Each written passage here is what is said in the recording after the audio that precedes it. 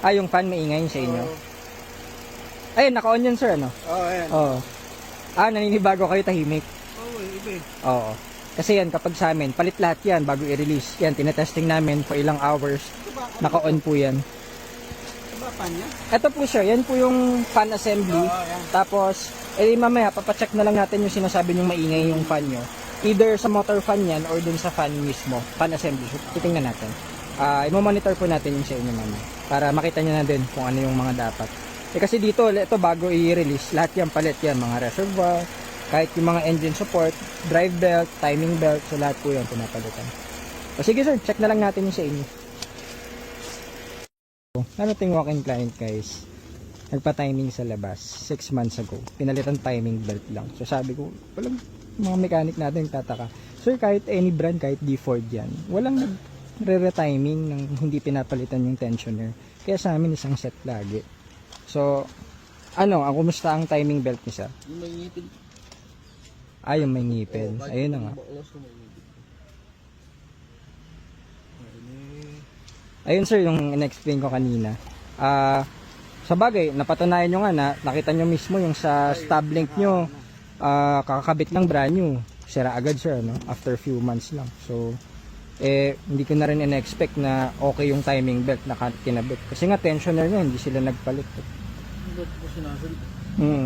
Kasi kahit anong brand talaga, kahit hindi Ford, kapag nagta-timing belt, kahit siguro hindi mapalitan yung water pump, basta yung tensioner kailangan yun. Pero yan, kaya sa amin, isang set lagi. Timing belt, tensioner, water pump. Sa bagay, may mga ganun talaga. Sayang lang kasi nanghinayang kami sa labor, doble-doble ng gastos yung... Hindi naman kayo din yung una sir na doble-doble yung gastos kapag ganyan. So, kaya sa amin, hindi talaga namin titipid yung parts. Based sa experience kasi, siyempre dami na naming nakabit na parts na ganyan eh. So yung mga ganun din, same sa ganyan. Hindi yun talaga siya tumatagal. At least nakita nyo na yun yung kinabit. Nakita nyo rin yung pangilalim nyo. So nagdoble, bumili pa kayo sa kasa ng original na parts. Oo. Nandyan na, dumating na. Dumating na, kasi pa isa-isa dating. Matagal talaga sir kasi ano yun eh. Depende sa stock availability nila. O di at least sure na kayo kasi sa kasa na yung galing. Ito. So ito napalitan nyo 6 months ago. Oo, 6 months ago. Sira agad. Maluwag lang pala yung ano niya, tornilyo. Hindi na ayos yung kabit. So ito, bumili ko ng bago. Sa kasa na. Kasa. O di at least makasigurado na kayo dito. Diba? Pakabit nyo na lang ng maayos para ano. At least original parts. Importante yan, hindi lang dun sa gawa, dun sa pyesa.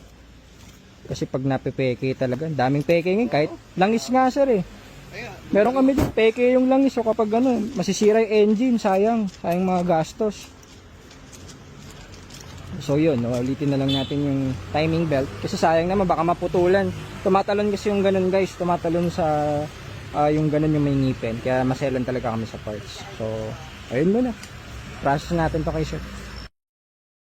Okay na sir. Complete na. So, ito po pala, double check ko lang, 4 na ORCR IDs and deed of sale, kompleto na po. Copy na namin to, copy nyo po. All papers, nandito na sir.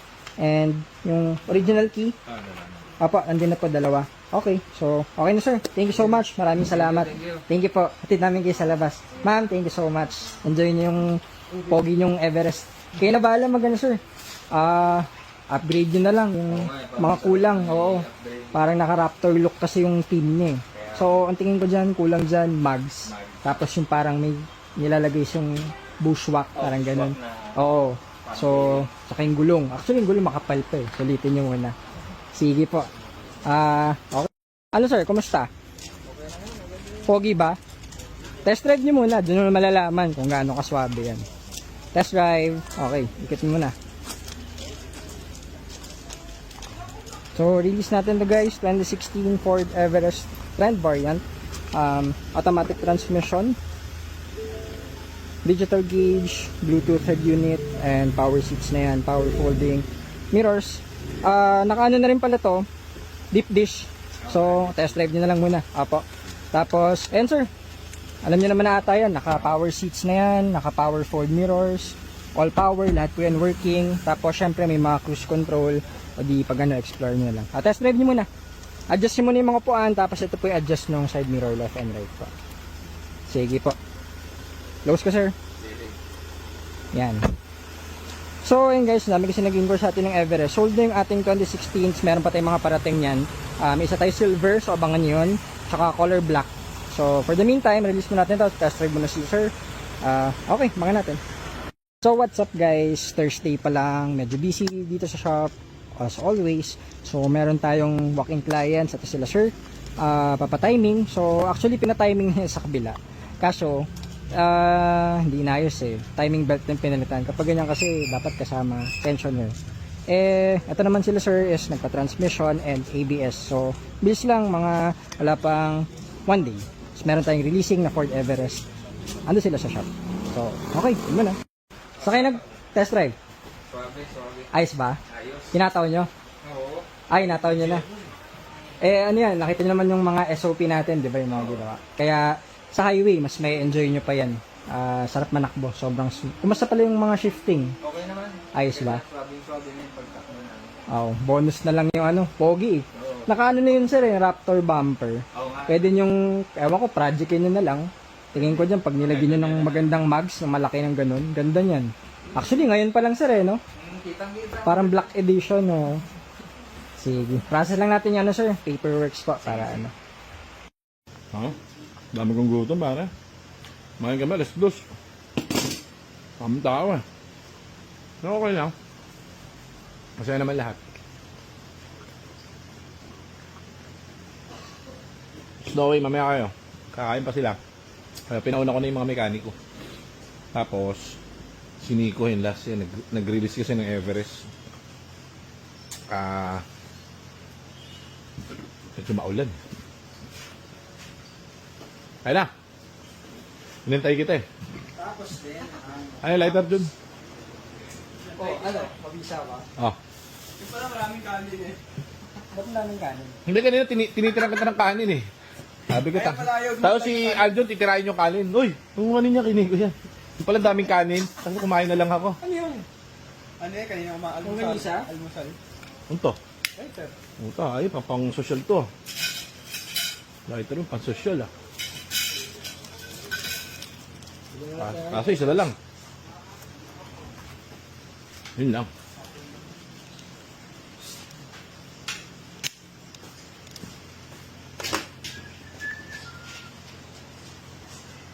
Tapos din, naganda din sa Everest ano?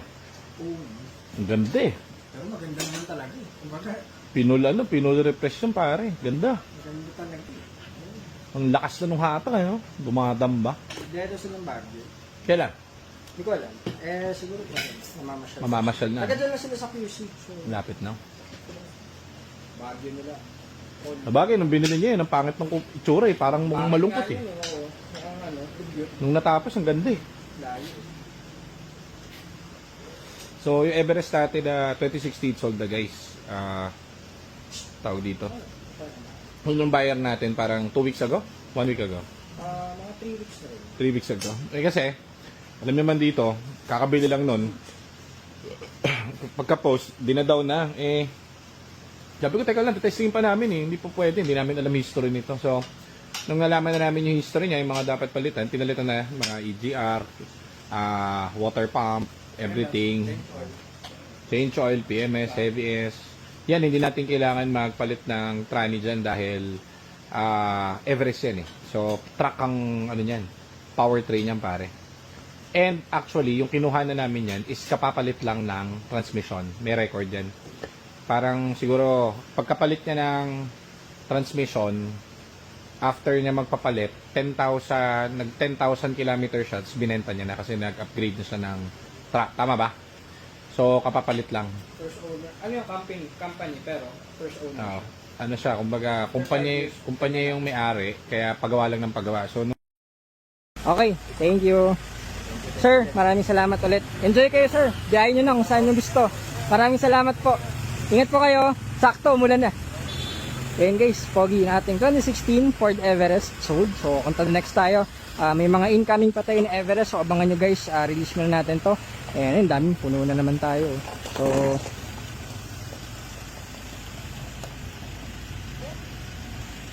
trust lang natin para... At ang laki. Laki ng Everest guys.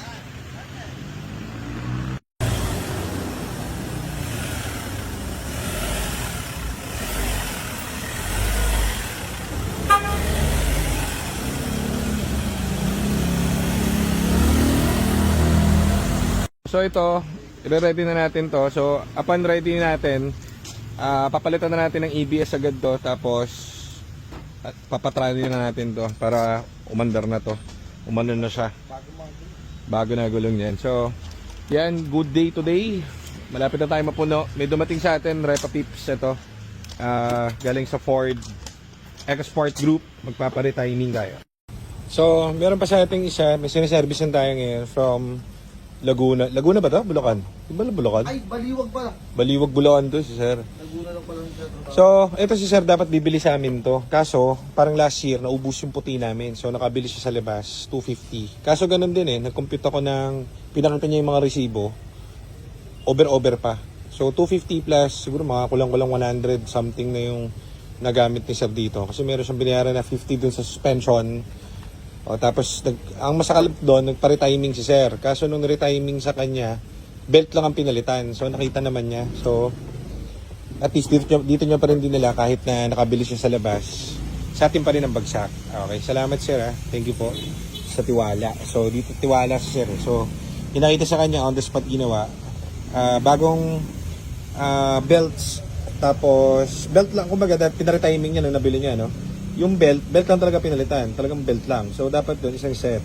Sa may mga, tawag dito, water pump, tensioner bearing, mga ganyan.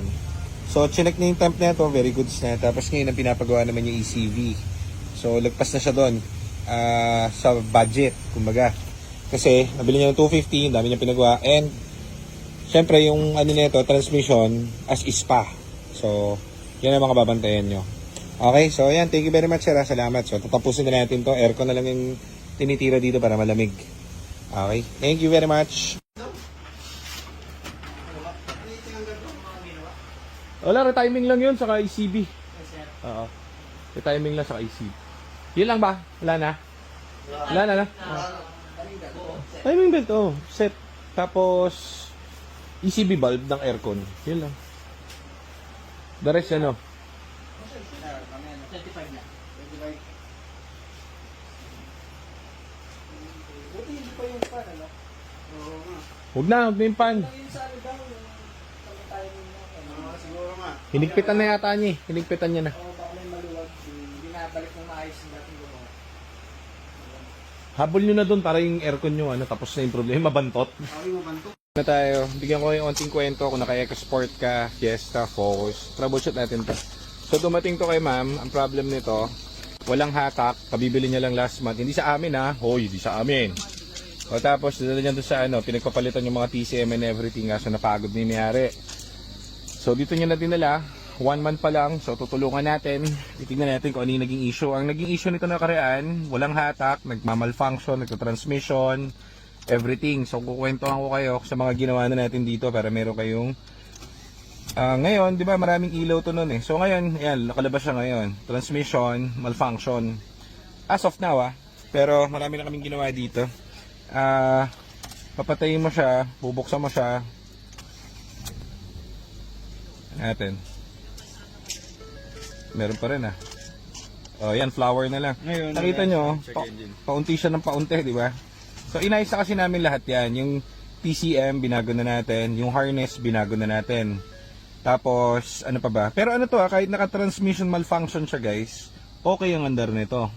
Kasi, in-update na natin yung PCM nito. Tapos, medyo mahirap kasi pag ganito. Kasi, etong problem niya, lumalabas lang kapag tinatakbo mo. So, natatagal lang kami dahil hindi siya yung tipong makikita mo yung sira tapos papalitan mo at gagana na. Hindi siya yung lumalabas pag hinataw. Ang problema niya, gagamitin mo na namin mga 2-3 oras bago sa traffic, bago lumabas. Hindi So, siya yung, pero nagbago na, malaki na yung difference siya nung paano dinala rito. Wala, di ba ang description dyan is Wala nang hatak. pumupuga. Oo, para kabayo. Wala sa amin ganun kanina. Kasi nga, napalitan na natin yung dapat. Ngayon, ang huling findings ko na kasi dito is ECU. Kasi wala nang ibang pupuntahan yung problem nito. Wala tong code guys eh. Nagpa-permanent siya sa TCM pero ito kasi hindi na po pwedeng TCM to. 4 na TCM na working. Yung iba mga nakakabit pa sa mga EcoSport namin na kinabit namin dito. So impossible na yung TCM ang magiging problem namin. So kapag mga ganong problem, ang magpipinpoint yan is sa computer box. Pero kasi masyado nang masakit kapag ka sinabi mo kay ma'am na sira din yung ECU niya. So iniintindi ko rin yung mga nagpapa-repair dito. So hinanapan ko pa ng pupwede, and then naalala ko, pinalitan nga pala to doon sa binilan niya, yung kanyang instrument panel gauge. So isa na lang ang pupwedeng cause kung bakit umiilaw at nagki-Christmas lights to, dahil dito sa kanyang IPC. Kasi yung ABS nito natanggal na rin namin dahil lang doon sa wiring. Okay, pero ang natira na lang dito is yan, minsan lang lumabas yan. Pag lumabas yan, di ba may, pag naglumabas na yung code niya, wag mo na itakbo. Ito hindi, drivable, ang ganda ng shifting, walang problema, walang everything. Kaso nga, nagko-code yan. Then naalala ko, ito nga pala dinala. Raining, raining, raining, raining. Raining, raining, raining man. Raining man. Rain, rain. Ano gagamitin ko, Che? Diyan. Ay, diyan ba? Doon daw tayo dyan. Raining. It's raining. Raining. Okay. Okay, it's raining.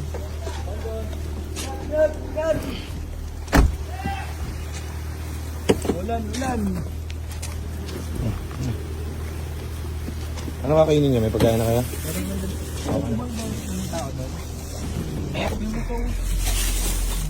Ito nga na. Sa Everest. Meron ba tayo dyan? Sabi ni Pastor. Sinabi ni Mark kukunin niya Everest. Oh, habi. Hindi ko na dadalhin yung 30. Kapag ka kinuha na lang natin. Ano may tao no, pero wala susi. Sila naman yung si Ferdy. Yun ang malupit, may tao. Ano oras ito yung Everest bukas? Yung bibili natin? Anytime, kahit before lunch. Sinabi ni Tokmal. Oh, confirm ko muna kasi yung pagkakasabi niya, sir, pwede na confirm ng Everest namin. Pwede mo nang kunin. Ha? Fog lights. Meron. Pag-light lang. Pwede na yun. Pwede na.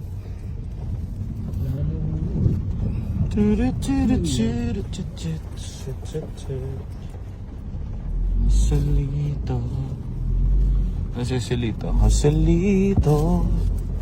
Yan ata yung si Crising eh. No? Bagyo? Hindi naman bagyo, parang tropical depression. So,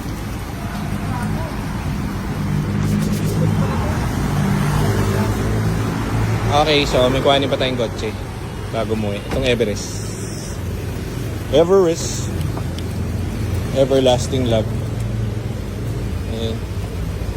Di pa tayong kotse. Wala tayong parking. Ito lang yung gamit eh. Okay, palit ng spaceship.